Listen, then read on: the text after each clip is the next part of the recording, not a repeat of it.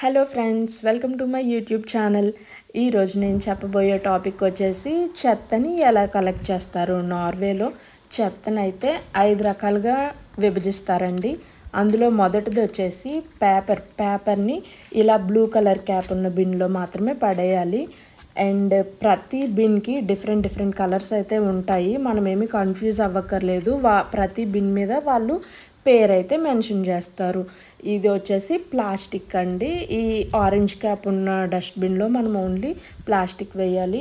And ఇక్కడ ఈ బిన్లో చూసుకుంటే rest of all. And brown colour bin వచ్చేసరికి ఓన్లీ తడి చెత్త అండి. ఈ తడి చెత్త, పొడి చెత్త, ప్లాస్టిక్, పేపర్ ఎందుకు విడివిడిగా వేస్తారంటే దానికి ఒక రీజన్ ఉందండి. తడి చెత్త వచ్చేసి వీళ్ళు ఓన్లీ కంపోస్ట్ తయారు చేయడానికి లేకపోతే బయోగ్యాస్ తయారు చేయడానికి యూజ్ చేస్తారు. పేపరు, ప్లాస్టిక్ రీసైకిల్ చేస్తారు. అండ్ మనకు వచ్చేసి మిగిలిన చెత్త ఏదైతే ఉంటుందో దాన్ని ఎనర్జీ సోర్స్ కింద యూజ్ చేస్తారు. అండ్ ఇక్కడ దేనికి కేటాయించిన డస్ట్బిన్లో మనం అదే చెత్త వేయాలి. అలా కాదని మనం ఎప్పుడైతే రాంగ్గా వేస్తామో మనకి ఫైన్స్ కూడా అంతే బలంగా పడతాయండి.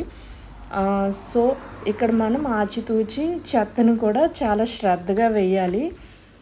ఇంకో విషయానికి వస్తే ఇక్కడ డంపింగ్ యార్డ్స్ అనేవి వీళ్ళు చాలా తక్కువ స్పేస్ని కేటాయిస్తారండి డంపింగ్ కోసం. ఎందుకంటే మొత్తం చెత్తనంతా వీళ్ళు రీసైకిల్ చేసుకుంటారు. సో వీళ్ళకి వేటిని ఎలా ఎఫిషియెంట్గా యూజ్ చేసుకోవాలో బాగా తెలుసు. That's all friends.